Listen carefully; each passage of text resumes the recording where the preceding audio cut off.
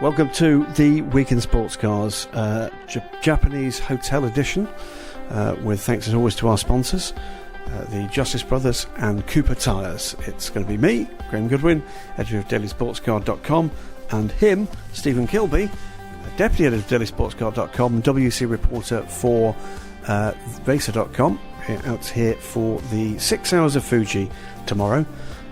We are doubly backed this weekend by Blendy Stick, the revolting sounding but actually delicious sweetened instant coffee product available at all 7-Elevens here in Japan, and by Snickers and Kit Kat in the desperate evening's rush to try get Twisk out and to you within a reasonable time. We're here and well, what can I say, fed and watered by those fine people at 7-Eleven, one on every street corner in Japan. Every street corner in Japan, and no, we're not kidding. It's been a spectacular weekend so far. The fantastic Fuji Speedway, the beautiful Mount Fuji, with the exception of yesterday, firmly on display. Beautiful sunshine here, weather in the high 20s, and qualifying over today, and yet again the now traditional post-session disqualification or withdrawal of times from somebody again unfortunately affected Ben Keating, a grub screw missing from the quick release door mechanism, deemed to be a safety violation, and Ben therefore loses his first WC pole position. We'll, I guess, dust over that one, Stephen. I'm sure there's questions on similar things because, let's face it, probably happened last week and the week before as well. I am beginning to lose my sense of humour on these things, mind you. But we're going to do this one in a different way, and we're going to do it in a different way for two very important reasons. One, because we're really, really tired, and two, because we're really, really lazy. And instead of theming these questions, although there's a degree of thematics about this, it's sort of run what you brung with a cane. Is that right? Yeah, we're going to group the topics together, but we're not going to... I can't say topic, it's Snickers and Kit Kat. but we're not going for the traditional IMSA, Elmzacco, the Her General, the fun. It's just going to be quick. It's going to be quick fire. It's going to be, you don't know what's coming. Yeah, effectively, we're going to machine gun our audience. Yeah, with exactly. Questions and answers. By the way, sound you can hear here is indeed a Kit Kat. That looks very different. And why do we buy Kit Kats when we're abroad? Just to make sure they taste the same. They don't taste the same. They don't taste the same because sugar is different in different countries. There you go. You will learn all sorts of things here on the Week in Sports Cars. Fire away, young man. Yes, okay, so I think we should begin by talking about the LMP2 news that we've had over the past couple of days. We had the World Motorsport Council bulletin regarding changes to the class for next year. Mm-hmm. We've had a few questions about that from Right Turn Lover. We've had James Hewitt in on that, Michael Metro, son of Aris, all asking roughly the same thing. They want to know, I guess, first off, impressions we have of slowing down the P2s with what we believe to be rev limits and extending the current chassis eligibility for an extra year to the end of 2022. And all the things that follow that. First things first, if you don't look what the World Motorsport Council is, imagine the world's worst party with all the fun sucked out of it, and that's broadly what the World Motorsport Council is. It's basically the meeting of all of the member bodies of the FIA, so effectively the auto clubs from your home countries, who meet together to decide whether or not they're going to say yes or no or maybe to a whole range of motorsport matters. In this instance, the question before them was whether or not the current LMP2 cars should be slowed down to accommodate the forthcoming hypercar regulations. This, of course, would be for FIWC competition. The answer was that they said that yes, they should be, and whilst there's no firm direction been offered yet, what we absolutely believe from talking to a number of people in the know here is that reducing the rev limit on the 4.2 litre Gibson V8s, not dramatically different actually from some of the things that have been done in IMSA, are very much on the agenda. What do I think? I think it's a shame. I think it's an inevitability. I think we could sit and scream and shout and stamp our little feet all we liked. The reality is we're in a different era. The ACO are going down the road of hypercar. We can give you a little bit of an update on some of that as well. with some more details on DSC and on race.com to come in the coming days. But the reality is those cars will be slower than the current LMP1s, which are bonkers fast, and never more bonkers fast actually than they've been here this weekend, by the way, with speed records being broken already at Fuji Speedway, not by the Toyotas but by the Ginetta. Pretty spectacularly, 203 miles an hour down that spectacular main straight we've got here. So they are going to be slower. Race pace, remember that's the key, race pace around, maybe a little just under 3:30. That is going to require the LMP2s, if they're going to be separated out from the new top class, to be slowed down a tad. And yes, rev limits, it looks like it's going to be. I've had a conversation with a couple of people who know those engines well. What they've said is not a dramatic difference in terms of running costs, not a dramatic difference. It will help with the mileage those engines get. LMP2 has been, I think, a pretty spectacular success in terms of the numbers of cars out there. Well over 20 cars worldwide, closing on 30. And further news stories, by the way, to come about more takers for the LMP2 class. One team, and we're not saying any more than that, we spotted in the paddock this weekend here at Fuji, that we know is coming. Others, I believe, coming in behind. As for the questions about whether or not they should prompt a rethink about the Joker packages, doesn't look like that's going to happen, does it? No. I've spoken to a few people in the paddock, like you have, Graham, this weekend, and there's plenty of negativity towards this change as a whole. And I think when you pose the question about whether this is an opportunity to maybe give the Dallara, Ligier, I guess Multimatic chassis a bit of a leg up, that because it's an unknown, and because of what the regulations say, there isn't as much takers, I don't think, in that as you'd expect. And I think that's partly because there's been so many teams that have made the switch, that if they make the switch in the past 6 months or a year, then they don't want to see the chassis that they've abandoned, on the basis that they didn't think these Joker packages would come through again. That they wouldn't want to see them all of a sudden make gains. I mean, Richard Dean was particularly from United Autosports was particularly vocal about that because it's already made the jump. I Yeah. think this is the thing. Had it happened a year ago, maybe we're talking something different. What do I think? Cutting through all of that, do I think a mistake's been made here? Yeah, I do. I think the Joker package, and if you're not familiar with that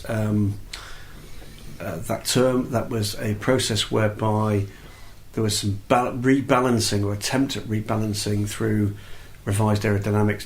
So in other words, the other manufacturers, Multimatic, Dallara and Ligier, the current P2 class, were allowed another go at it within some pretty firm restrictions. And pretty clearly, it wasn't enough. The Orica, which did have an advantage coming into this because it was the one package that had the chassis carried over the previous iteration, the 05, it's effectively the same chassis, did have that advantage, but the reality is they used the experience they'd had in LMP2, and for that matter in LMP1, with a number of previous packages they'd put together, and put together a better car, put together a car that's got a broader operating window, and, you know, by all accounts or other elements of those packages, including choice of gearbox, etc., that appears to have actually come up trumps and produced, well, the cream of the crop. I do feel for the other manufacturers. I think it could have been handled better and earlier. I understand reasons why they didn't want to go further with that process. I happen to think, in terms of the marketplace, it will prove to be a mistake. It's not to say that we're not getting good racing with the Orica-dominated grids that we've got at the moment in WEC and in EMS, where you get spectacularly good racing. But I do rue the lack of variety that's beginning to emerge from it. There was an interesting side note question from Right Turn Lover on this. He says, will the rev reduction of the LMP2 Gibsons negatively impact the drivability for genuine amateur drivers? What do you make of that? I think the answer is, ask the guys who are driving these cars in IMSA, and I think the answer is no. It does blunt the performance, but the actual drivability, I think, is more or less there. And you know, these are clever guys at Gibson, and I think if there are changes that need to be made in terms of the way that the the mapping of those engines is done to increase the drivability, they'll do exactly that. Let's move on, and I think the other big topic of the week is Say topic. Big subject, talking point. Yep. No more chocolate being mentioned other than our sponsors here at this evening at Kit Kat and Snickers. And by the way, if you're listening, Kit Kat and Snickers, our addresses are available online. The other big talking point of the week is the reveal, the surprise in quotation marks reveal of the Corvette CAR in Cape Canaveral. Is it a new Corvette? I think so. Okay. I think so. Is it Certainly a convertible one. I don't know if that's the race car. That can't be that. No, they wouldn't do madness. That's not. They're not Spiker, are they? They wouldn't do that. We saw that out of nowhere. We didn't realise it was going to come this quickly, did we? That was on a metro train in the middle of Tokyo, to be honest with you. We'd just been for sushi, but when we got that one, but yes. So what's your 10 cents on it, Graham? The Corvette CAR, what do you think? New is good, I think it's fair to say. GTE at the moment and GTLM in US parlance needs a bit of a kick in the pants right now. It needs some new blood. Unfortunately, one downside is this is not a new manufacturer coming in. It's a replacement for a current much loved car, the C7R. So new is good. I'm not getting into the kind of is a mid-engine car, rail Corvette, blah blah blah blah blah blah blah. No, not interested. I'm finding the debate about the engine quite amusing, in that lots of guesswork clearly came forward, and lots of that guesswork has proven to be wrong.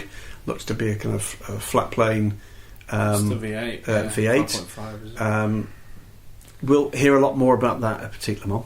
I know that much. I know there's the plan to reveal a lot more in terms of the technical package. There's clearly going to be further changes. We've already seen the more than a rumour around Jan Magnussen and Jordan Taylor coming out of the woodwork before we saw the car. We're yet to see the final confirmation of exactly where and when we will see that car racing. We're expecting it to be racing for the full season in the IMSA WeatherTech Sports Car Championship. We certainly know it's going to debut at Rolex. We do that. We expect that to be the core programme. We don't know but can presume that through whatever way they've managed to do it, we will probably see that car at Le Mans, and I'm guessing that because simply... Yeah, the Le Mans.org website, the Le Mans Twitter account have already sort of hinted that we want to see it racing at Le Mans, and I think, if I'm rightly, the Le Mans.org website actually stated that it's a car that looks like it will be racing at Le Mans in 2020. Yeah. If Le Mans.org say it, you'd expect that it'll happen, but that is... It's as if Pierre Fillon is typing it himself. It is a strange one, that, isn't it? Because technically, it's not eligible, is it? Well, let's wait and see. I think the answer is I welcome it. We need some good news right now in sports car racing. Well done to GM and to Corvette Racing for bringing forward something that does look very different. We'll come to colour scheme in a minute. We've had the chance to hear that car with various media clips that are coming forward. It sounds dramatically different from the current C7R. But does sound loud. And it sounds loud. It sounds a bit of a beast, and that's what's going to be interesting is what it's going to be sounding like, on a long full throttle. That's going to be kind of, I think, quite an interesting one. Colour scheme. They've massively changed the game there with silver and yellow and silver. We do take the mickey out of Corvette Racing and the fantastic PR guy Ryan. Every opportunity we've got, we've talked more than one occasions, is that they don't need a heritage livery, and even if they did take a heritage livery, the reality is they're going to have to go back quite a long way for that heritage livery not to be exactly the same as the current livery they've got. But they've also got some heritage drivers, so that's a good thing too. Let's wait and see. I think we're going to get some more surprises when we get to Petit Le Mans about this programme. I think there's more to hear about it. I'm not expecting any massively dramatic surprises, but I think we could see a few more changes to come. What do I think? I like it. I like new. It looks a lot better, as pretty much every car does, when it's out of the camo and out of the spy shots and in a proper race livery. I think it looks stunning. It looks, if you squint your eyes, a bit like a sort of Honda NSX type of thing. Say that. And I like that. That's a good thing. Honda NSX is the world's most bizarre kind of... Honda NSX, here's the weirdness. There are now two frontline Honda NSX race cars. The GT3 and the GT500. Neither of which bear any relation whatsoever to the road car. The GT500 is a front-engine car as opposed to a mid-engine car. And the GT3 car is not a hybrid, and you can't buy a non-hybrid road car. It's all good. It's great to see Honda there, but no, I know what you mean. It's got that kind of from the sort of it's a similar sort of silhouette, I guess. Yeah. I mean, there is an element here of if you put in to. I'm not going to say a bog standard supercomputer that's there to actually tell you the kind of the dimensions you can have within current regulations, and add in, a little bit of it's got to be mid-engine, it's got to be a bit edgy. You're going to get the same answers. It doesn't take a genius to realise why so many modern cars in various classes come out, debadge them, take off a little bit of the trim, and they look pretty much the same. It's because if you give a computer the same numbers, it's going to come up with the same answers. Yeah, and I like the idea of having two different liveries. I liked it in the past when they did one black, one yellow. I think that's great. Goodies and baddies. Great. So, yeah, we had... I think you already just mentioned that, Graham, but we have had a question from Whoopity Scoot Poop about Jan Magnussen, speaking and sort of asking who will replace him if he retires. We believe we kind of know the answer on that. Well, don't we? It looks very much as if Jordan Taylor has got a full-time future with Corvette Racing. That's good news for a whole range of reasons. The sad news is it looks as if that's going to be at the expense of a fine servant to Corvette Racing for many, many years, Jan Magnussen. And all I'd say on that front is, if this is the end of Jan's time, I'd like to think that Corvette Racing would do right by him in terms of making sure that those that have loved watching, his successes, and for that matter, his heroic, falling short down through the years, because they're just as excited to watch, would be rewarded with an opportunity to say goodbye properly. I don't know how that would look, but that, I think, for me, would be an essential. We're not talking here about a guy that's had 3 good years. We're talking here about a guy that's had a better part of 2 decades and has brought some fantastic success to a fantastic race team. So all I'd say there is, Jan, if you're listening, you're fabulous. You always were. You always will be. With whatever comes next, if the more than rumours are true, and I know that they are, then I hope it brings you happiness. But for right now, if anybody's listening at Corvette Racing, I'd like to see something done that actually marks, the end of that career with it's not the end of his career, that's for him to decide, but the end of the career with Corvette Racing appropriately for someone who's brought so much success, so many big wins, so many unbelievably ballsy drives down through the years. I'd like to think that it won't be the last that we see of him in sports cars, whether that's him stepping away from racing and doing something more managerial. I know the IMSA president position is coming up. Can we see him do that? No. But he's one of those figures, a bit like Tom Christensen, where I expect to see him around paddocks. I expect to see him involved in the sport. Well, his son's involved in the sport. It's a family business, and I can't see that he would walk away and smoke a pipe and eat a packet of wine gums, or indeed eat Snickers or Kit Kats. Sponsors this week of the Week in Sports Cars. Hashtag not topic. Hashtag not topic. But either way, great servants to the sport deserve respect, and that's what I'd be looking for Jan. Floodman 11. Yay. Hello. He says, what's up with the golf racing team no longer being sponsored by golf? Are you able to shed light on that? Graham, you are. I am. I spoke to Mike Wainwright. Of course, we realised that was going to happen as we arrived here. What no one had really noticed was that actually that change came before Silverstone, and whilst the car still carried the golf colours, it didn't carry the golf logos, neither did the garage. No one had seen that. I'd heard there might be a possibility this had happened, and frankly, I missed it the same as everybody else did. Is that because it was the 2-paddock system during that weekend and neither of us had any chance to do anything? It's either that or I didn't have a blendy stick and therefore was not at my kind of peak performance. And we'll admit that I don't think I popped into their garage during that week either. Because it went into the WC paddock during that weekend. There you go. Madness. But does seem to be a result of a change in direction from Gulf Oils and their marketing strategy. I don't think Mike's particularly unhappy about that. The reason the team name, by the way, stays the same is because for a WC competitor, you effectively have a licence for that entry. That is a licence against a team name, and the team name is Gulf Racing UK. The last time this kind of thing happened, you will recall, was with the the Manor-run CFC TRSM efforts, and that caused all sorts of issues. When issues started to emerge for the team in terms of their commercial package, you couldn't rename the team. And since one of the commercial backers was the aforementioned CEFC, that became a bit of a millstone. So it is a bit of an issue if things emerge after you've committed to a particular team name. Another great example of it, by the way, Team L&T.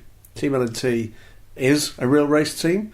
There clearly are strong links with the Ginetta family, but you ask Lawrence Tomlinson, he will tell you that, you know what, that was a bit of a placeholder while they got their ducks in a row as things turned out.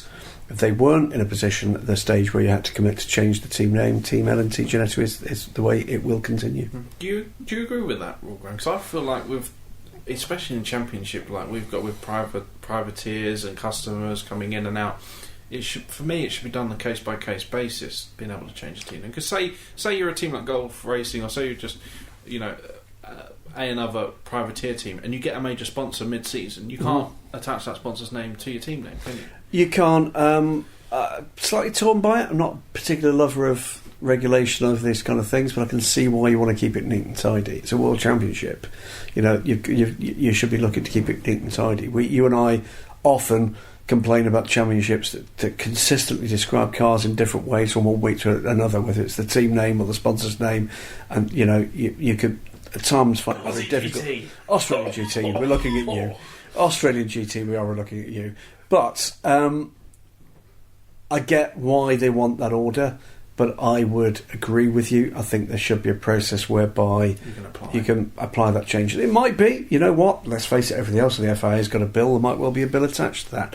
But if it's worth your while to make the change, then that should be accommodated. One of the major reasons, by the way, that changes are not accommodated is because of the vast array of printed materials that are pre-prepared and would have to therefore be either inaccurate against a revised team name or changed. So my guess is it's as simple as this. You want to make the change, there'll be a cost to that. And I don't see that's been a problem. Next up on USCR Reddit, Buy Buckeye 4243 says, how do you think Risi will fare in their comeback? And if they do well, do you think they will come back full-time next year in IMSA? Hope they do. They were missed at Mid-Ohio. We all hope they do. I don't see it as the honest answer. I think Giuseppe Risi, one of the absolute gentlemen of the sport, will do what he can with what he's got. But like everybody else, these are tough times, and running a GTLM race car for a full season against full factory efforts is not something that's easy to privately fund.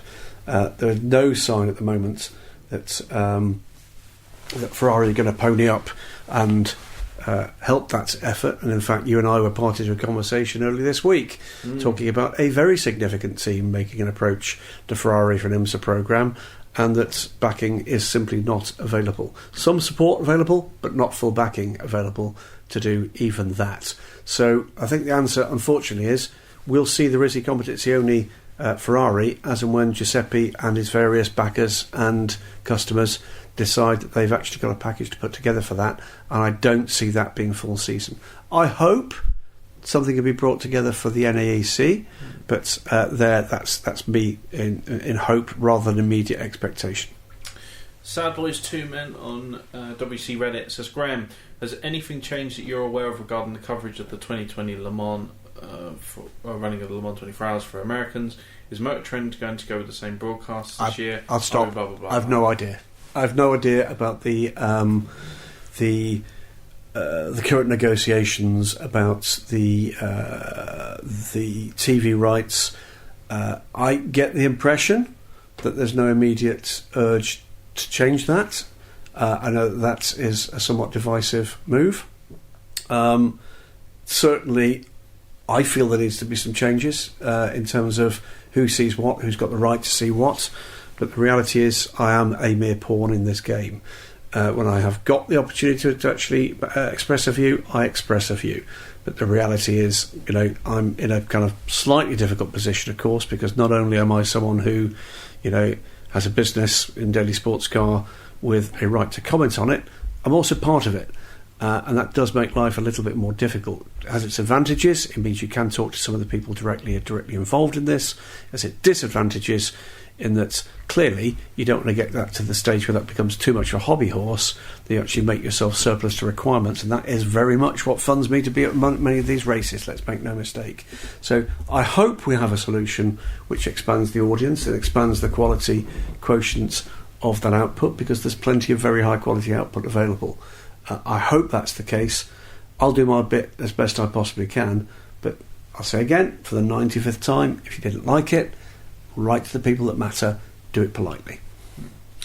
Tiger380 on WC Reddit chimes in saying, from my understanding, the different screw being the less than required length by the leaders in the Michelin Le Mans Cup race at Spa gave no tangible performance gain. So why were these teams disqualified, not just a fine handed out like other technical infringement, i.e. was it safety related? That's interesting. We were discussing this because we always discuss post-session penalties in the car on the way back from a press room, because it seems to be occurrence every single week. We do. While we were going to 7-Eleven to actually get the Snickers and the Kit Kat. Yeah. The answer is it is a safety related matter, and the reason for that has been determined that just to explain this was the 3 top cars in the Spa race for the Michelin Le Mans Cup, the LMP3 and GT3 series that supports the European Le Mans series, more or less everywhere, and the top 3 in that race were disqualified because all 3 were Norma M30 LMP3 cars, had fixing bolts for the crash box, the front of the monocoque, that had shorter than regulation fixing bolts. It should be 25mm. In one instance, I think one of the bolts was as small as 7mm, but none were longer than 15. It's a safety violation because you can presume that if a safety element of the chassis is fixed with a regulatory bolt of 25mm long, that adds something to the crashworthiness of that component. The teams, and I've spoken to all of them, and they've all absolutely readily admitted that they shortened those bolts to actually shorten the time it would take in the case of an incident to change that element of the chassis, did so because effectively there was a performance advantage to them doing so in extremis if they had to deal with accident damage. I think in this instance, much as I don't like the net effect, and I do think there's a level here where it's widely open to criticism, because of course the next car up was another M30, so the 4th place car actually eventually won the race, and because that crossed the line 4th, didn't go to post-race scrutineering. So it may well have been, I'm not telling tales out of school because I don't know, that had exactly the same issue. My guess is most of them did. So to a degree, it's sort of a shot across the bows that actually blows the front off your ship, really, rather ironic way of describing it in these circumstances, in that effectively what they're doing here is saying, we know you're up to this kind of stuff, stop it, because these are the consequences if you found out. In that instance, I actually have less of a problem with it. In other instances, I have much more of a problem with it. I do think we've got into a place now where any tiny infringement is having a dramatic effect on race results and on championship standings. We've had one today, and I've not spoken to the team yet, so I'll just describe what we know, and then I'll describe what we don't know. What we know is that Ben Keating in his 57 Team Project 1 car, after scoring his first pole position with Team Project 1 in the WEC, was excluded from that pole because there was, I believe, a grub screw missing from the quick release door mechanism. So in effect, the emergency door release mechanism. And that was deemed to be a safety violation. That's what we know. What we don't know is whether or not that quick release mechanism still functioned. If it didn't, then I'm here to say my view, for what little that weight that carries. If it didn't, then that is a clear safety violation. If it did, then that should not be something that actually is subject to a disqualification from the results of qualifying. Let's wait and see whether or not that proves to be the case when we chat to the team tomorrow. But I think we need to get to the stage where you apply regulations in exactly the same way as the rule of law is often applied, where in certain instances it is the net effect and not necessarily the crime that is actually what is punished. It's an interesting point of law, actually, that, in very many cases, punishments quite often outweigh the potential risk of the crime, depending on the way society determines the risk is. There's a great example, for instance, in road traffic law, worldwide, very often, between the penalty you'll get for speeding and the penalty you'll get for driving under the influence of alcohol. Vastly different between the two penalties, but the potential effects of you having an accident in either of those circumstances are more or less exactly the same. So what you're doing is you're punishing the action because of the societal impact, if you like, the societal kind of acceptance of the crime. And for me here, if something's a mistake, I think they should be more sensible. If something's a very minor infringement, I think they should be more sensible. In cases where there's been an active decision made to compromise safety, not that I think anybody would actively compromise safety, or to enhance performance outside the regulations, that's a different kettle of fish. But I think we've crossed the line too often in the recent past, on those fronts. And I think we've got to the stage where there needs to be a solid, behind closed door set of conversations about what the role is of those that look after the technical regulations and what it isn't. That's what I'll say. Next up, on a more positive note, we'll go to Kiwi Chris 1709 on WC Reddit. He says, I asked this question last week, didn't get answered, so I'll ask it again. Good day, Graham and Stephen. In the wake of Scott Atherton's departure from IMSA, which sporting administrator do we think has had the biggest positive impact on sports car racing? I'm going to ask you that question first. I've got my answer ready, is the honest answer. For me, it's probably Stefan Rattel. It is. There's no doubt in my mind it's Stefan GT Rattel. racing kind of owes itself to the guy. We can moan about things that haven't gone right. We can and we moan do. about various decisions and the direction that he's taken GT racing in the past 24 years. But my God, is it healthy? Well, I mean, the reality is, if you value GT3, GTD in the States, GT4, if you enjoy GT1, the reality is, not just Stefan, but principally Stefan nowadays, is the man that you've got to thank. And, his remarkably small team down through the years is the man you've got to thank. And you're absolutely right, Stephen. It's spread far and wide, that racing, and it's opened up the opportunities to manufacturers, to a vast array of teams, to a huge number of gentlemen drivers to be involved in the sport at quite a high level. And let's not forget, critically for me, that aspect of it, the gentleman driver aspect of it, and the principally pro-am nature of the racing, means that an enormous number of professional drivers owe their career to that level of racing. And yeah, there have been some very good guys and girls down through the years, but I think you'd have to go an awfully long way to find someone who's had, a more positive impact on the entire scene overall than Stefan. Has had a role, by the way, in the past in other racing too. Was on the board for the Le Mans series for several years before moving away from that. Absolutely, and I've had this conversation with a number of people, including 2 different ACO presidents, by the way, that the ACO owes him a debt of thanks for effectively saving the Le Mans 24 Hours. In the days when I was going for the first times, the majority of the grid was made up by cars that came from the BPR series. That's Jürgen Bartz, Patrick Peter, and Stefan Rattel, B, P, and R. I think we have a great debt of thanks. One other quick thing, though. We will see Scott in charge for the final race of the WeatherTech Sports Car Championship. At that point, we should soon afterwards find out who is going to be replacing Scott as COO of IMSA. They've got very big shoes to fill. And not just because of the way that he presents himself publicly, but because of the way that he conducts himself privately and in business matters. And I've had some very big names in motorsport approach me privately and pass on their regrets that we're not going to be dealing with him on a day-to-day basis moving forward. Whatever he decides to do, I hope he enjoys it. I think also there has to be a shout-out to Pierre Fillon from the ACO. I mean, when you look back from all the melee, and there's plenty of melee at the moment in sports car racing, you look at some of the stuff that's happened since he's been in charge of the ACO, particularly with things like the Le Mans 24 Hours, there's been a lot of positives. And the WEC, And the WEC, yeah, and the WEC.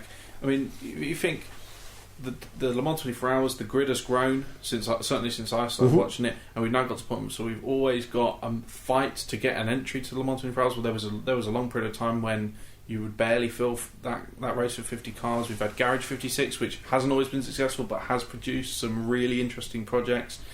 I think the safety changes they've made to the circuit, while not everyone agrees with them, I think they've been less knee-jerk and more understandable to that circuit to maintain that we can still race there. There's plenty to like about what he's done. And beyond that, if we're talking about motorsport administrators, don't forget either the people whose day-to-day job has been around safety, specifically safety. People like Charlie Whiting, God bless his memory, and the guy's responsible for some of the medical steps forward. There are numerous people there. Charlie Whiting, I won't say this often in my career, but the guys at the FIA who've improved race direction standards. We celebrated 40 years in the business of Eduardo Freitas just a week or so ago, and they bring a level of humanity to this. Yeah, you know what? They're not always the most popular people amongst the drivers. They're not always the most popular people sometimes on the spectator banks, but the reality is it's not their job to be the most popular. No, it's not. It's their job to make some tough calls at times, but their principal job is to keep everybody safe, and that's an area where at times you'll be conflicted. At times there will be that moment where you think, why have they done that? I wish they'd done that. The decision is going to be made for one reason only: what keeps us safe. And it's that means that you and I have had to write remarkably few times in our careers about deaths of people at race meetings. Yeah, when you think of what it was. Our predecessors weren't that privileged. No, I completely agree. Sad Boys 2, once again, this is the second question of the day on WC Reddit. It says, now that some time has passed and we've seen some renders and some announcements, how do you see the first year of Hypercar looking? Do you think it seems healthy? And if you had to guess the number of manufacturers and actual cars on the grid for 2021, what would you guess? 2, plus I hope Jim Glickenhaus and his merry band. I hope we see the Bicolis. I hope we see some other bits and pieces from some of the specialist manufacturers, but certainly I've had an update on where we are with Toyota. That's looking pretty good, although still very challenging. I've had an update too privately around where we are with the Aston Martin Valkyrie, and that looks tight, really tight and challenging. Further confirmation that the numbers that we're talking about elsewhere, 4 or perhaps even more, are pretty accurate. Whether or not we'll see those from the very start of the season, I strongly doubt. I think they're going to be struggling for numbers there. Beyond that, I think you and I have both heard the same rumour, Stephen, about a third manufacturer, and we don't know who that is yet, that are waiting their wings for Season 2. I think we know a few people it isn't. But beyond that, there are other things around that could get very exciting indeed. I'm saying nothing quite yet, because there's a bit more sniffing around to be done, but there appear to be moves at the moment that I think could see some very exciting changes in world sports car racing that could make a fundamental difference to the shape of the top class in the very near future for some of the biggest races on the planet. I think it'd be worth you giving a little bit of an update to the listeners on the Aston project, on the basis that when we got a flood of questions through about what the status of the hypercar program is, it was when it was me and Marshall, and I think you've dug a little bit deeper into that, because there's obviously a lot of speculation, a lot of people wondering whether the financials of Aston Martin have anything to do with this. Yeah. My thoughts, certainly initially, was that I don't think that's going to affect this program. No. But what do you think now you've had a chance to chat to some more people? Chatted to a lot of people about it. A lot of people in the positions to make some of those decisions. What do I think I know? I think is the way to do it. Let's put it this way. We're talking about 2 different potential race teams, maybe more than 2, but that would be the Aston Martin factory team, and it would be the R Motorsport body that currently races in DTM and in the Blancpain series in the IGTC with their GT3 cars. They're also, the R Motorsport guys, the organisation that looks after the commercial aspects of the Valkyrie programme. In effect, they hold the rights to the customer list for the Valkyrie programme. So they're a natural fit for this. Who might run those cars for them? Well, at the moment, in the Blancpain series, they've got a mix of Arden Motorsport and Jota Sports staff running that. I see no reason why that should change. Both very able organisations. As far as the Aston Martin Works side of things, well, we know that the cars are going to be built by Multimatic. Multimatic, we know, have got a very skilled race team indeed that operated the Ford programme in the WEC and have certainly contributed fully to some of the big races in the States with the Mazda DPI programme. It wouldn't be a surprise to me if Multimatic came away with a race deal, but I don't think that is done yet. As far as the financials are concerned, the answer from a pretty senior source at Aston Martin was pretty clear. Yeah, the share price is not performing as we'd hoped it would, but this is still going to be a very profitable company at the end of this year and the end of the year after that, and we have new product coming. So the realities here are, don't always be guided by a single headline. Is it as easy as it was? No.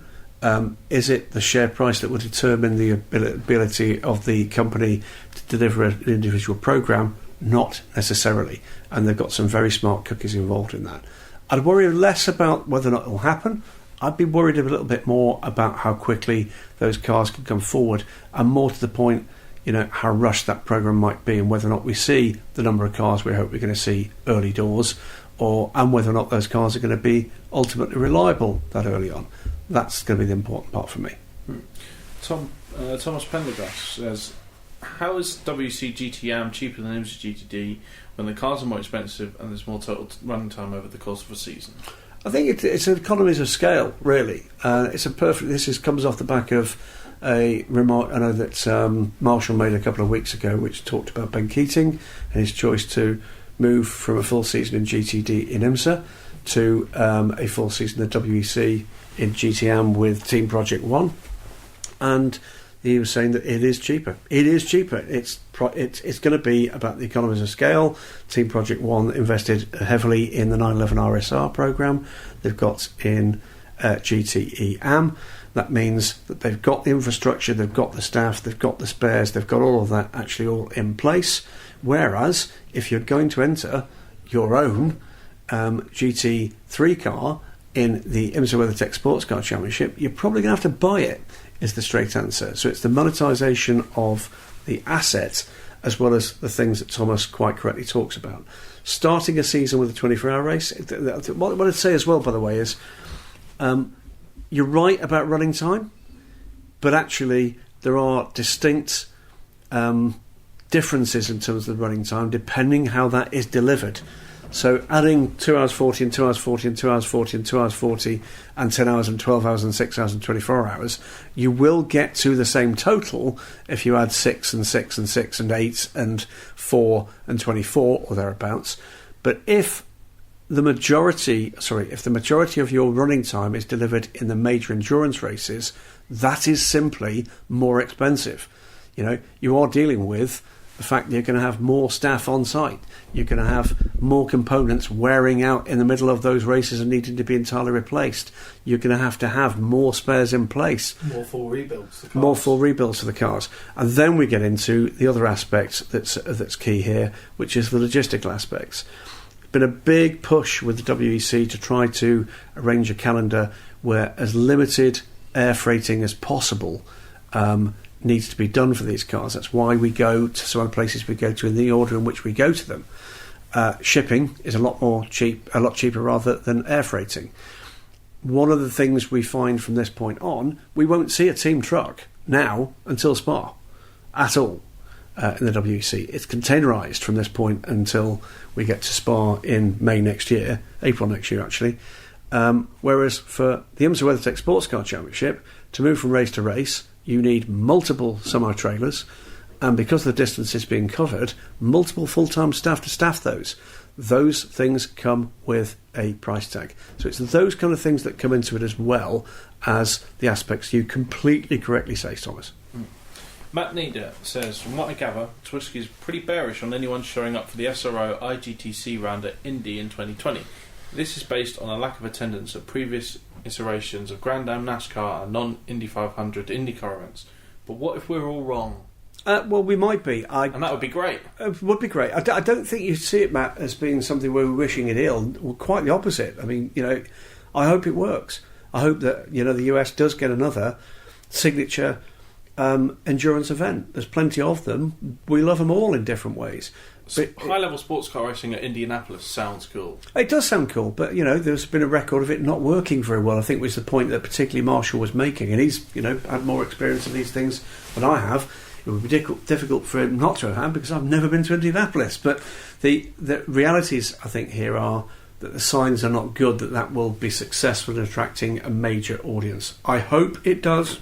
I fear it won't. I've had that conversation with Stefan Rattel about what he wants moving forward for the IGTC, and he's certainly looking for a solution. And, there you go. He's been brave in trying to find that solution, moving on from an event which he tried and he tried again at Laguna Seca. It didn't work. He was open and honest enough to admit that. He's now going to try it in Indianapolis.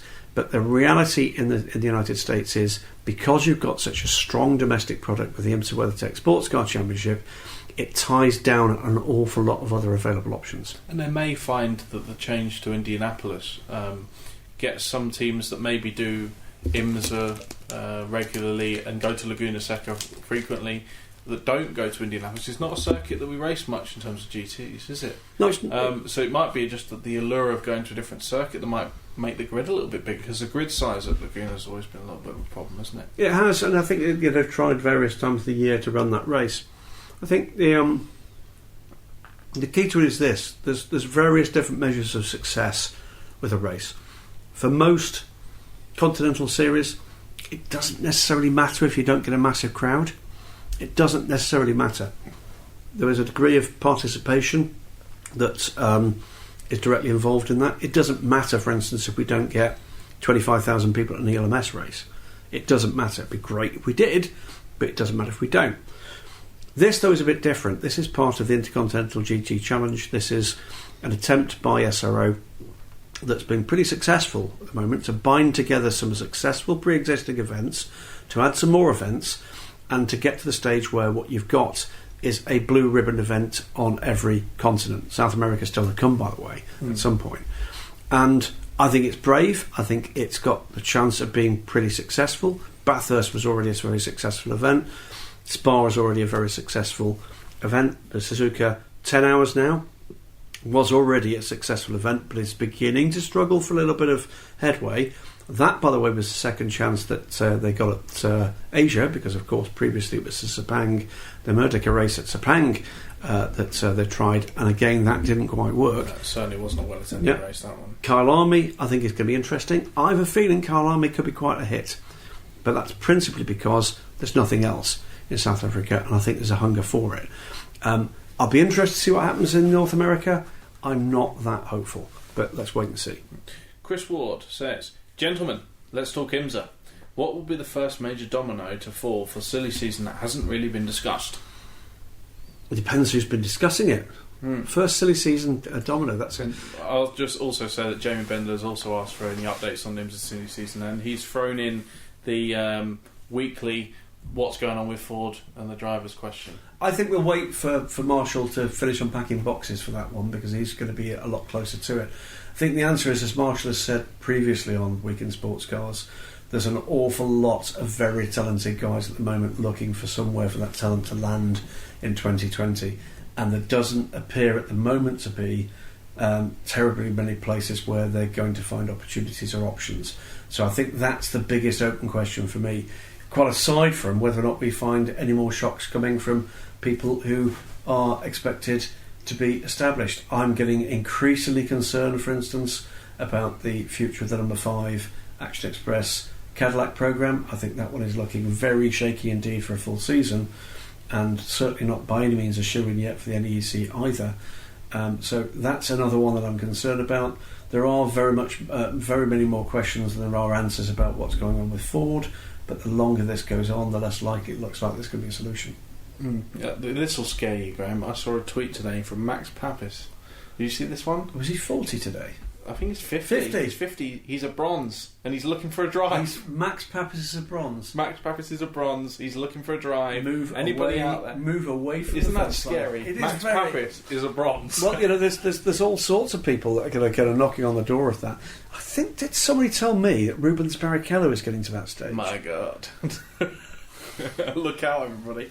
Jesus. Because we're getting to that point where the rating system's been around long enough that we're finally seeing some incredibly talented drivers be downgraded. Well, Tommy Erdos is a great example of it. A supremely talented guy that's been out racing for a long time, taking his time to get back in the groove, but beginning to see some of the flashes of the old Tommy now. He's loving it. He's absolutely loving it. Jamie Bender says, I'll be heading to Road Atlanta for the Thursday sessions. This will be my first trip to Road Atlanta. Do you have any tips on where to watch and things to see or do? I'll have my 7-year-old daughter with me.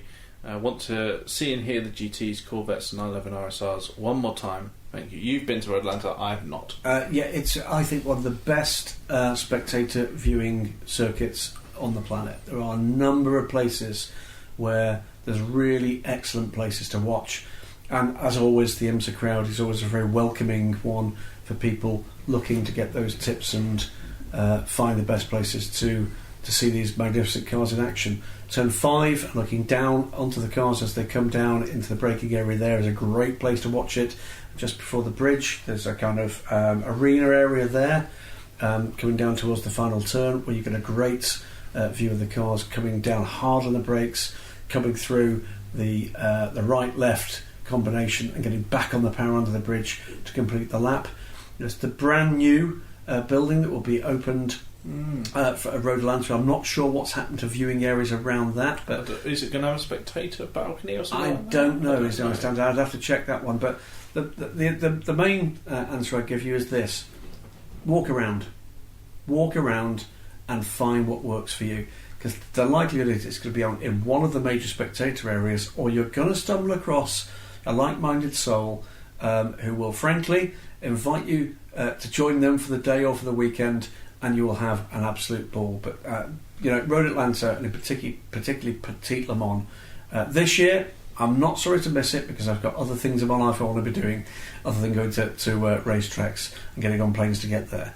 But it is absolutely should be everybody's bucket list. It's just a great place to go motor racing. It's on mine for one day. Geronimo Lezos says, hi, I'm feeling pretty dumb for asking this. Don't feel dumb. Come on. No, don't. But why are the front tyres not completely covered in prototypes in LMP1, DPR, LMP2? I'll be waiting to hear from you. You guys are great. Thank you very much. I think you probably mean by the open bodywork. Yes. Right. So that was a fairly recent change. We used to have the louvres over the what's now an open area above the tyres, front and rear, on the prototypes. They're coming around the WC time. Bit little before that, but it's all to do with cars getting airborne. It's to do with reducing pressure under the wheel arches, so that when you get a car that goes sideways or even airborne, it doesn't effectively act as a sail. It reduces the air pressure under there, so it basically acts against the car getting airborne and staying airborne. So it's a safety matter. Certainly, in terms of pure aerodynamics, it would be better if they were closed. But the problem we found there is when you get a car that, if you like, gets a tap, goes sideways, perhaps skips over a curb, then what you'll find is the thing just turns into a great big sail. Adam Bowman, I've heard something about Paul Dall'Anna stepping away from Aston Martin. What's the story? Not more than I'm aware. I mean, he's just Patrick Webrington. Paul has driven other cars in recent years. He's been in Ferrari at Daytona. He was in AMG at Bathurst fairly recently. But as far as I'm aware, he's locked and loaded with Ross Gunn and with Darren Turner for a full season of FI World Endurance Championship racing. There was a question mark before, as there always is with gentlemen drivers, is are they going to keep coming back? Because ultimately it's up to them at the end of the season to decide whether they want to come back. And I mean, when I spoke to Paul at Le Mans back in June, before he made the formal decision and announcement he was coming back, he seemed very much up for it. Yeah, no, I mean, Paul is very open. But what it comes down to is two things that need to be taken into account before you get into his choice of car. He is a very successful businessman, which means he's busy, and he's a family man, which means he's busy. And he lives in Canada, which means he's bears. And that makes you even busier. He's fended off bear attacks to this point, as far as I can tell. But I think the main points here is, he'll make his choices. He's very loyal to the Aston Martin brand. He seems very happy at the moment with his lot with the new Aston Martin, V8 Vantage. And let's wait and see how that one pans out with a very different looking team to the number 98 with Darren and Ross aboard. Patrick Webington, what do you think about Simone Di Silvestro signing to be a Porsche test driver in Formula E? Got any ideas where this could lead? Does this mean she can no longer be a part of the all-female team at Daytona? It doesn't mean that. It could eventually see a clash for Simone and for others as well. Thomas Preining, of course, is the other named test driver. There might well be clashes in there, but it doesn't necessarily mean that's the case. Generally speaking, major manufacturers do see benefit from their younger test and development drivers getting plenty of racing experience. Porsche is a great example of that, and we've seen that through the Q&amp programs in WEC and ELMS in recent years, where the junior drivers have been cycled through there. Julian Andlauer, Matt Campbell, Matteo Caroli, Thomas Preining, Dennis Olsen. All those guys have actually been through the Dempsey Protons, the Gulf Racing UK, the Team Project One efforts to move forward and make a determination, or help Porsche to make a determination who are going to be the factory drivers of the future. See Simona as being no different. Buddy Campbell says, we've heard a lot about Marshall's music taste, but we haven't really heard too much from you two. What have Graham and Stephen been listening to lately? Oh, go on, you can go first. I mean, I listen to a variety of stuff. I have spoken about my music taste briefly on the podcast before. Have you? Yeah, we got asked about it before, about what's the most embarrassing thing you listen to. I usually listen to music either while I'm working, because it helps me concentrate if I listen to slow music. So I do listen to jazz. Jazz? I listen to jazz. I listen to Gregory Porter, stuff like that. But when I'm not listening to Gregory Porter, when I'm not working, Love 311, they've got a new album. They're fantastic. Is that a Lotus? Keane have got a new album. Is he a Lamborghini driver? Yeah. Bit of country music. Going to a country music concert very soon. Going to see Brad Paisley. Big fan of Brad Paisley. Can I tell my favourite joke about country music? Go on. All of it. What do you get if you play a country music record backwards? You get your truck back, you get your dog back, you get your wife back, you get your house back. Dear, dear. And I'm a massive fan of Tom Petty and the Heartbreakers. All-time favourite artist, Tom Petty. Sadly passed away, so I'll always listen to him. I remember you being very sad about that. I was mortified, still am. I'm a bit of an old git, and I'm a bit of an old punk, actually. So you listen to Pete Tong doing IB for Classics? I do, actually. I've got a ridiculous... That's a great working album. I've got a completely ridiculously eclectic musical taste, which on a plane, I listen to quiet music. So I have a little playlist on my iPod that's on my phone that actually has just quieter stuff that I can drift off to sleep and snore and annoy the person sitting next to me to, which has got all sorts on. It's got it has got some kind of dance music. It has got some kind of pretty old school Motown and soul music on it. And I tend to go through phases where there are artists, people like Sam Smith, Adele, would you believe, actually on there, which is actually... I just thought that was because of your little one. No, the stuff that my little one listens to, you really want to listen to. So you catch yourself thinking, I really don't like that, but then again, if she could hear what I used to listen to when I was her age, I've probably got no reason to actually tell her off for that one. So, having a 16-year-old around, it's actually interesting, because I do actually have quite a lot of conversations with her, quite often about music that she likes, but sometimes about music that I like, that she realises that she likes. And there is one thing, it's a really strange one, that it keeps popping up on my YouTube welcome page, simply because I've played it quite a lot. And it's the tribute from the two girls behind Heart to Led Zeppelin. Never a band, by the way, I was that into. And they do a version of Stairway to Heaven. Never a favourite of mine, but it's amazing. They did that at the Kennedy Awards some years ago, and I do urge you, to listen to it and to watch that piece of film, because it's really a highly emotional piece of video and piece of audio. And yeah, oddly enough, that did get me to kind of look back and think, is there anything else by Led Zeppelin I quite like? And the answer is no, there's not very much by Led Zeppelin that like that. It's rather sad, but I do tend to kind of look about a bit to see whether or not there's anything I've missed. It tends to be older stuff rather than newer stuff, and that's probably a mark of the fact that I'm now in my middle 50s and heading towards the other side than anything else. But through my life, I have changed my musical tastes an awful lot.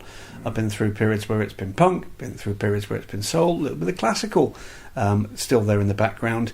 A little bit of dance music is kicking around there for various periods of time. And of course, there are songs that actually mean something to you and those close to you. And they're the ones that get me every time. I'm going to give one, like you've said, you're urging the listeners to go and listen to something. I'm going to give one bit of homework for everyone to do. There is a song that pretty much everyone will know, which is "You Get What You Give" by the New Radicals, which came out in the early 2000s. They did one album before they decided they weren't in it for the fame and they didn't want to do anything else. That album, which I don't believe any of the other songs have ever really made charts or singles or anything, is epic. It's an epic album from start to finish. If you've never heard it, go and listen to it. It's called Maybe You've Been Brainwashed Too. So if you do listen to it and you are disappointed, you can get Stephen on Stephen. No.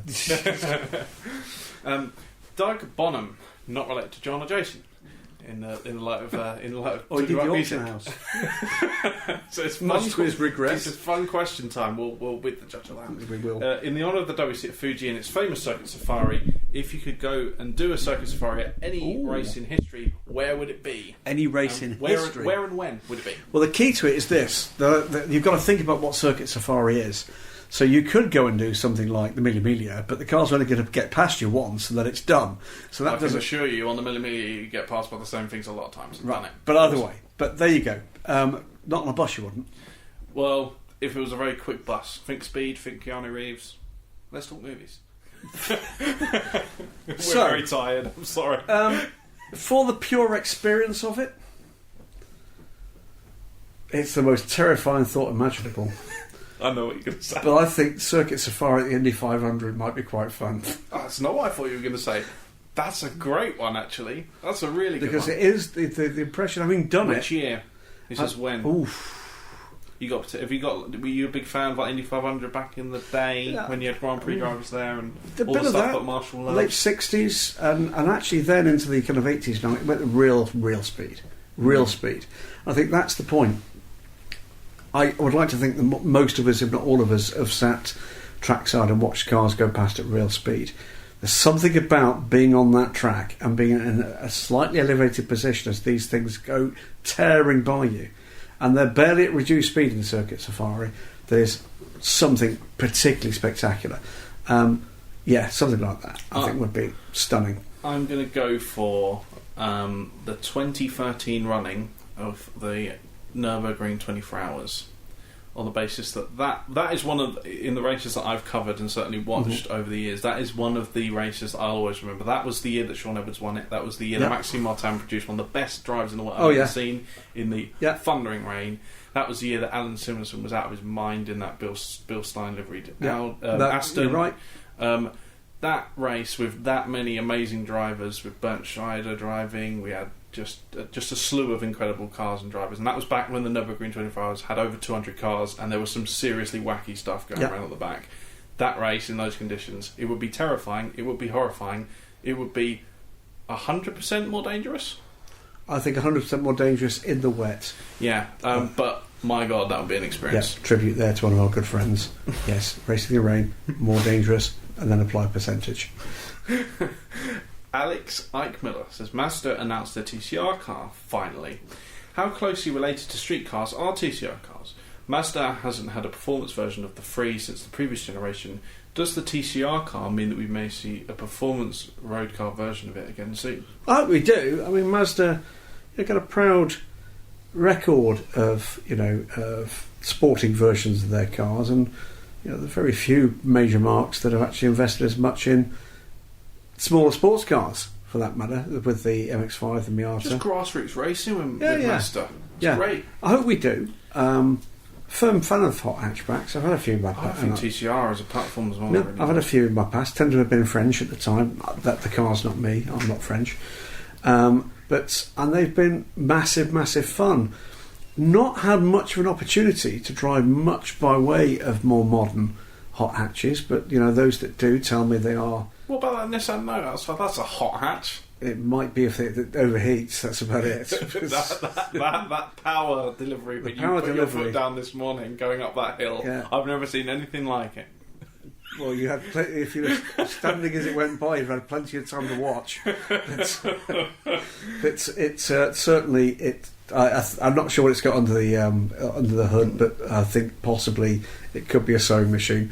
But no, hot hatches are magnificent things. I'd like to think that yes, someone will see the opportunity to have something that builds on the enthusiasm for the TCR. Great looking car, and again a great looking livery from Mazda. I must admit, I'd like to be walked around a TCR with somebody who knows their stuff from a manufacturer to find out actually how closely they're related to street cars. I've got a feeling, isn't the Hyundai TCR like a special because it didn't quite fit the regulations in terms of doors? They've got two, haven't they? Because the Veloster as well as the i30. Yeah, I've got a feeling. TCRs. I remember hearing about that in the Daytona press room. There's all sorts of nuances around TCRs, but the reality is they're a pretty spec car. There aren't going to be many kind of Mazda 3s that have got 350 horsepower, by the way. But I think the reality is they are reasonably close, certainly dimensionally. Okay, they've all got the kind of the fantastic plenty of road arches. car components in there. Oh yeah, there are even things like GT4. I'm having a conversation pretty recently with a GT4 driver and telling me remarkably that if you shunt a GT4 car, or some of them, it can be more expensive to repair than the GT3 version because of the sheer amount of tough to get road car parts you have to buy. Yeah, I wouldn't be surprised if there were plenty of road legal parts. It's one we can look into. Certainly. Joshua Ponce says, MP or GG? With GT Millenniums are pretty much only having 2 Corvettes, 2 Porsches and 1 Ferrari running next year in the 2020 season. Is he missing one? He's missing BMW. I thought he was missing something. And beyond. Does it make sense to just have one GT class with a Pro and Anfield of GT3s? I think it comes down. I bizarrely come to recording this podcast from having just had a conversation inside the sports car paddock with Pascal Zelinden from Porsche, and I was asking a not dissimilar question. I think the answer is Porsche are pretty happy with the way things are in terms of their customer base in both GTLM / GTE and GT3. I suspect that several others are too. I'm hearing more manufacturers that are happy with the current state of affairs than are unhappy. And whilst that continues to be the case, and there's a relatively healthy market in customer cars in GTE, particularly obviously in Europe, but also beyond, I don't see it changing anytime soon. Will we get to a tipping point? I think if we lose another big one, we might, but then again we might gain one. Watch this space. James Counter says, Extreme E, there seem to be a number of big names signing up for the driver pool. Why is it attracting so many sports car drivers like Lotterer, Senna, Legg and Chadwick? What's Extreme E? I don't know what Extreme E is. No idea. Genuinely have no idea. What we'll do. Let's pretend we know. No one will notice. I think it's because of the dimensions of the cars, Graham, if I'm honest. I think it's because they're similar to sports cars. No, I'm guessing this is something to do with taking off an awful lot of those recreational drugs in nightclubs. It's because most of the sports car drivers that are involved there go to nightclubs quite a lot. It's embarrassing that I've never heard of it. I'm just too busy. I know, I'm too busy.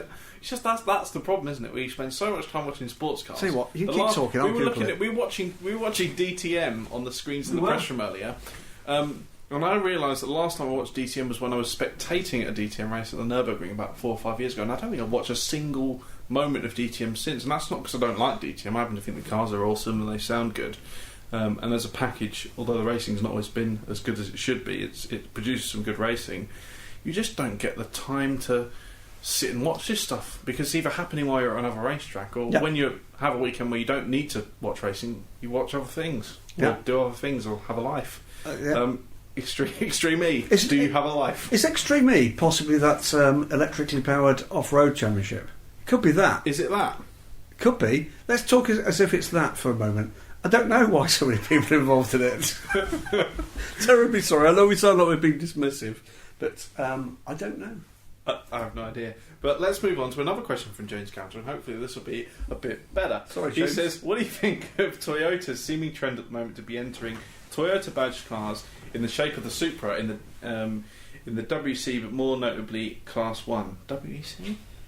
Oh, Toyota badged cars in the WC. The Supra, presumably. In the shape of the Supra. Well, the shape of the Supra, we've got allegedly the NASCAR, which is not the shape of the Supra. Okay, maybe that's what he means. Yeah. Do you think it's just an ebb away from the LFA towards the Supra? Is it just a more conscious effort to try and sell more Toyotas that are cheaper and more affordable, or something else? I'm guessing this is Toyota rather than Lexus. That might well be. That might well be it. I'm guessing that's because of the GT500 shift towards Supra. Supra's new. Supra is something that it's a reintroduction of an iconic model name back into the Toyota model range. And pretty clearly, when you're getting into niche models, the profit margin on those models tends to be higher. So yes, at the moment it's a bit of it's a kind of sub-halo brand for Toyota. They're keen on pushing two things: the experiential and the technological. The technological comes with the hybrid stuff. The experiential comes with their sports cars, and I don't think that's a particular surprise. Will say that I think the alleged NASCAR Supra thing is possibly one of the most horrendous things I've ever seen in my life. It's the kind of thing that you would expect one of your preschool kids to come back and be proud of, and you have to be kind of slightly patronising. Yeah, that looks really great. It doesn't. It's horrendous. But the GT500, I think, is a much better go at it. Having now seen some of the Supras on the road, I like it. I do. It's not one that I think is immediately beautiful, but neither do I think it's the head-turningly ugly thing that some people have implied that it is. It's got pretty good proportions. I mean, Toyota will want to sell the Supra as a brand, like you say, because it's been a bit dormant for a while. For me, the Supra is what the GTR is to Nissan. It's a car that they can place, certainly styling cues, but certainly aero design and transferring technology over to a variety of different programs. If you look at what the GTR has had influence in Nissan's programs over the years, and actually that's worked. Yeah, well, I think Toyota have been pretty brave with the Supra brand. They've been brave in a number of ways. They've reinvented it a number of times. They've just done it again, and they've allowed it to lie fallow for a while as well before bringing it back. Which is good. Yeah, because like Ford with the GT, it felt special. It felt big that the Ford GT was coming back, because you don't just get a Ford GT every year. You don't. You get one about every 3 years. Yeah, and it lasts about 3 years, and then you get people asking you for 2 more years, what's happening to them? And then away you go. Pete Hernandez says, hi guys, do you know of any teams running Aston Martin Vantages in IMSA next season in GT11 or GTD? They'd be a great addition to the grid. No, at the moment. No, there's still a push to try to make that happen, but not quite at the level that it was previously, and there's all sorts of reasons for that, principally because they've not been able to find a partner team that will invest in the required infrastructure and running budgets for those cars, but also because, of course, things have moved on for the core company, for their product range and for their motorsport aspirations. So not at the moment. Daniel Summersgill, and we're coming towards the end of the questions here, Graham. Are we? And I really like this question because it ties into a lot of the discussions that we've had today. He says this is a WC/fun question. He says, with the 2021 WC calendar due to be issued in December, are there any new tracks you think the WC should go to but has not been to since 2012? Hashtag me personally, I would like to see them race at Laguna Seca or Donington Park. Would be great to see LMPs or hypercars coming through the Craner curves. Right, okay. What can we say about this? There's a story coming. So we're not going to say very much about it. What we can say is that the teams have been polled about what they like about the current calendar, and they've been given some ideas of the sorts of places that the championship might go to next. It's been pretty common currency in this paddock, so I expect that if we don't write it first, someone else will. I'm not going to tell you where they're going to go because we don't know. I expect there might be 9 races for next season. I expect we might see a couple of changes. And I think that's a pretty good thing. Actually, I think it's a good thing to mix it up. It'll be interesting to see where some of those choices are going to be made. One thing we can more or less confirm is that Silverstone will still be on the calendar, because we've already seen the ELMS calendar and it's already there, and we've also seen that there might well be a prospective support race for that. But there are some races, I think, at the moment at the end of their licence with the FIWC, and there's some others that perhaps, given the opportunity for teams and the manufacturers to say whether or not they're still as popular as they were, might not be as popular as they were. But the ones that I think at the moment are absolutely safe: Silverstone, because we know already it's on the calendar. The Sebring doubleheader looks absolutely nailed in. The Le Mans 24 Hours. Spa, I would struggle to see that one falling. More or less everything else. It's too long, isn't it? Yeah, more or less, because it's in a handy place for a pre-Le Mans race too. More or less everything else, I'm not saying they're at risk, but all bets are off. I think we're going to see a couple of surprises. My guidance to you is that they're likely to be more pleasant surprises. Yes.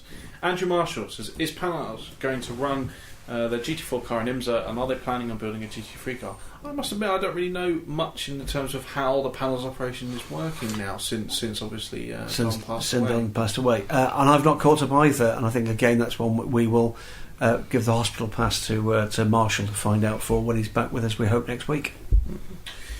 Kiwi Chong says, so apparently James Hinchcliffe has been a naughty boy over in IndyCar land. Naturally, is this Extreme Me again? Naturally, this has me wondering, which sports car racers are going to be featured in DSC's body issue? Interesting. In Le Mans fashion, you must include someone from the ELMS and ALMS, a gentleman driver from IMSA, as well as a Garage 56 entry. My God, this is a complex body issue. The body issue. So it's like, I imagine he's talking about like the ESPN body issue, which ESPN had. I don't know if it's still around, but they certainly have for a long time a magazine, and once a year they would do the body issue, which was showing off athletes' bodies, like genuinely full bodies, and like doing in-depth feature content into fitness and stuff like that. So basically they're saying, can you find as many fat people as possible from the Le Mans paddock? Yes. Some of them in the press room, some of them are in this room. So okay. In Le Mans fashion, you will include someone from the ELMS and ALMS. Okay, so who from the European Le Mans Series and Asian Le Mans Series would you put in the DSC body issue? Who's got a good body? This is a bizarre question. Okay, I'm gonna throw one out there because he's been in the ELMS before. Chris Hoy. I'd like to see them thighs. Those thighs are ridiculous. Chris's thighs. I mean, bear in mind, I have some waist on me. Chris's thighs were broader than my waist. So Chris Hoy, yes. Yes. Anyone from Asian Le Mans? You're more familiar with people in Asian Le Mans. Who's the fittest driver, do you think, in the Asian Le Mans paddock in terms of genuinely... You mean fitness rather than... Fitness rather than... The nuanced... They're fit. He's fit. This is a disturbing conversation. This is a bizarre one.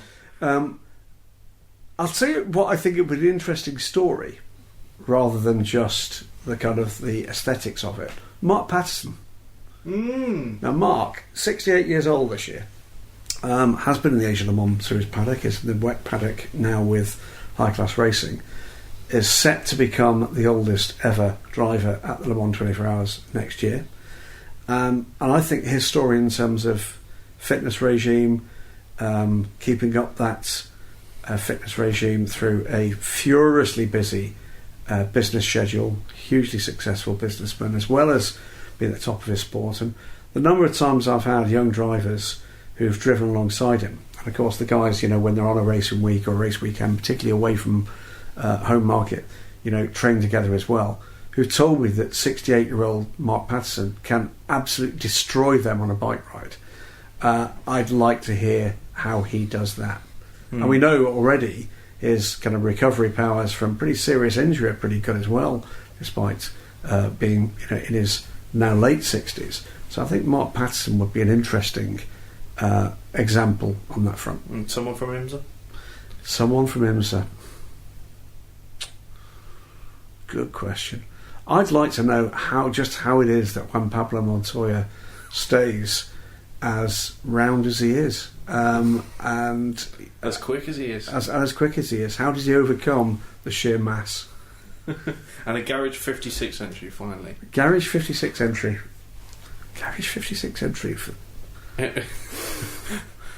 Can I say something? And in the most tasteful way possible, because I think we they're going to say something very controversial. No, it's not going to be. I don't mean it to be controversial, but I'd like to know more about Fred Sose and how he does it. Okay, because I know my basics about how that worked. When he did Garage 56 at Le Mans. For those that do you know what, I'd like to know more about his perspective, from his perspective of what he's feeling, how he's doing it, how he trained himself to do that, because it was remarkable. For those that don't know what Stephen's talking about here, Fred Sose was the last Garage 56 entrant, and actually the only Garage 56 entrant to finish the race. Fred's story is remarkable. A pretty successful businessman in his own right, then suffered a viral infection. I think it became a flesh-eating viral infection, which meant that he had to have preventative surgery to stop this from killing him, which meant that he lost all of his limbs. Quadruple amputee, and he drove an LMP2 Morgan, Ligier, if you like, in old money, at Le Mans some years ago, and is now heading up the academy, the Fred Sose Academy, to help three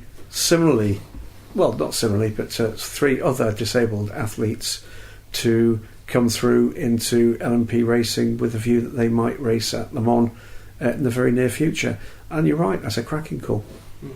Her general, I'm sorry, but there's no topics this week from Rob Chalmers. So you've made an error there. He says the Porsche Taycan recently set a 24-hour record of 3,425 kilometres in 24 hours, including charge time, thanks to an 800-volt powertrain using roadside spec chargers. How long do you think it will be before the 1 kilovolt plus systems reduce charge times to where they can be run in endurance events? And I'll quickly say, I think by the time we'd get there, hydrogen will probably already be overtaken that. I think there's a new race, and the race here is which technology is going to win this battle, because we could end up with a massive split here, with broadly half the auto industry going down the electric charging, plug-in hybrid, battery, blah blah blah, and the other half going down the hydrogen fuel cell route. My view is one will win. One of the reasons why, by the way, I think it will be difficult to sustain both is the sheer investment that will be needed in infrastructure to fuel and charge. So that is going to require, I think, a huge amount of industry and public investment to make that happen. But I tend to agree with you. I think there's every potential, Rob, that we could get there quite quickly with that existing but developing technology. But it's a matter of whether or not that's going to be ultimately the right solution. When we talk about these kind of matters, I always think back to a conversation I had in my time in government, when one of the areas that I looked after in government was vehicle standards. It was the kind of technology that at that stage was coming forward to be, part of the regulatory framework. And I can remember one of my then ministers sharing with me, then privately, now long in the annals of history, that he felt that a mistake had been made when looking at the cleaner technologies at the time that were available for road cars and putting them into production, and what was going to be standard. And the choice came down to lean burn or catalytic converters. Catalytic converters got the nod, and his view, expressed to me nearly 30 years ago, was that he felt that was actually a mistake. I think he was right. Yeah. It is an odd time for the automotive industry for many reasons, and one of them is because we've got so many different technologies at different stages of their development, and we haven't yet realised where we want to be in terms of infrastructure for one of them. No, indeed. It's a bit like the way that TVs have gone recently. There was a battle for everyone to go for 3D telly, and by the time everyone had brought out 3D tellies weren't interesting anymore. No. Then it was curved TVs, and everyone brought out a curved TV, and by the time we got that, actually nobody really wanted curved TV. Now it's 4K TVs. It's a bit like that with hybrid, and then plug-in hybrid, and electric, and hydrogen, and all these different things coming out. People are looking for an edge. What's going to be the one that we're all actually driving? Because we aren't at a point yet where all of a sudden everyone's driving a hybrid. That's still not a thing. No, it's not. And by the time we got to that point, we'd already run. What we have got to a point is that every range has now got the option. Now, clearly that's going to be a tipping point, because that's going to be a point at which people are going to be asked when they arrive at a showroom to decide, do you want the standard version, do you want the hybrid version, do you want the full electric version? And that's becoming more of a thing. And that's happened remarkably quickly, to the extent that you can no longer afford to be in mainstream manufacture for an automotive product without that being. Okay, yes, when you get to the really high-end stuff, that's less likely to be the case, real boutique manufacturers. But now when you're getting to the stage where the likes of Aston Martin are kind of full electric Lagonda in the pretty near future, we're in a different world now. What it then comes down to is what happens to the traditional experiential stuff, and that's where I think it's really interesting. That's where we get to the stage where you've got to look at who's doing what and why are they doing it. When you speak to some of the people involved with the big automotive brands that are still active in motorsport, they're still active in the kind of customer cars that are built purely for driving pleasure, particularly things like track days, etc., you start to get some really interesting answers. Again, Pascal Zelinden today had some interesting stuff to say on it. I've actually got, somewhat delayed, but I'm hoping that it'll be on DSC on Monday, interview I did with Chris Renke from Audi Customer Racing, Audi Sport Customer Racing, some weeks ago, and he directly addressed that point. I've had the same conversation, for instance, with Lawrence Tomlinson at Ginetta. He addressed that point directly. Their view is that we're not yet at the point where the emotion, or for that matter, the repeatability of the performance of an electric car is at the point where it's going to stop us from wanting, something that's a rather more traditional high-performance vehicle purely for the pleasure of it. We've not yet crossed there, and that's got some way to go yet. 2 more questions. First of the 2 is from Smoking Puppy 841, who says a theoretical team has purchased 2 LMP2 cars. For variety, we'll say they're Ligiers, and they intend to race them. In which series would you like to see them compete? Your challenge is you can split one in one series and one in another, but the same chassis cannot do ELMS and Asian Le Mans. I'd like to see an increase in the numbers in both Asian Le Mans series and in IMSA. Is what I'd like to see them. Oddly enough, we've got a team that's doing exactly that, and that's Rickware Racing.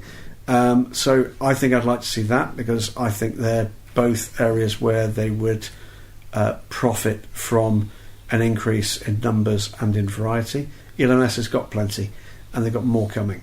WEC has got enough. I'd like to see a Ligier in WEC, though. I think Ligier should have a presence in there with a team that's good enough to compete. Because if we had 3 of the 4 manufacturers in WC, I just think for the World Championship, for the Premier Championship for those cars, it should have that variety. It should be big guns customers racing for all of them. It's a good call.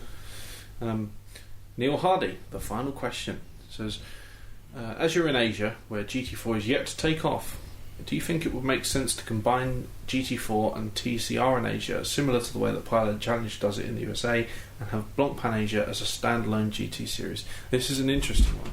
There's all sorts of stuff going on here, and again, oddly enough, there's another of those interviews that was done with Audi, which was with Martin Kühler from Audi Sport in Asia, and we talked about exactly this. Why is it that GT4 is not taken off? And there's a series of very good reasons. I urge you to read what Martin says about it, and where GT2 might kind of sit in that arena. I think all bets are off, really. One of the major reasons why it's unlikely to be the case that format will come forward is because the vested interest that SRO have got in GT4 and don't have any vested interests, of course, in TCR. So it's going to be about pushing their product. Would they be open to it if push came to shove? Maybe. Would there be the potential for some kind of alliance with an organisation that had that? Well, there is an organisation that has that punch. Unfortunately, in this instance, it's the very organisation that split away from the other part of the organisation that became GT Asia, because the guys that split away from the guys that joined forces with Blancpain still active both in GT racing in China, but also in touring car racing with TCR in Asia. So the realities there I don't think that's going to happen anytime soon. I would like to see it though, because from what I watched of Flight Challenge, and I've actually watched quite a lot of it this year, the combination of GT4 and GCR is really good. It's a really good multi-class thing. It's like what we've got with British GT with GT3 and GT4 as a two-class system. Yeah, they're different enough looking, and performance-wise they're different enough that it creates really good racing. If only there could be just a little less ass-hattery out on those tracks. Yes, and if only there wasn't multiple rain showers during every race. There you go. It would be utterly perfect. Guys, thank you very much for that. Thank you to you, Stephen, for giving up a little more of your evening as we drift towards unconsciousness on air and indeed towards race day tomorrow. I do want to wish Marshall well, though. He's obviously having to go through that move at the moment, and I wish him all the best. I haven't really had the chance to say that when I've been on the podcast, and I do want to say that I appreciate you letting me on, Marshall, and I hope you're doing well, and I hope to see you soon. You and me both, fella, you and me both. This has been the Week in Sports Cars Katemba hotel room with, by the way, a spectacular view of Mount Fuji in the moonlight beyond us. I've been Graham Goodwin. He's been Stephen Kilbey. Thanks again, of course, to our good friends at Cooper Tyres, our friends too at the Justice Brothers. We will be back with the show, and I think with Marshall Pruett and myself next week, when I hope to be joining you from the less salubrious but altogether more welcoming surrounds of the DSC headquarters back in the UK. It's not shed. Good night.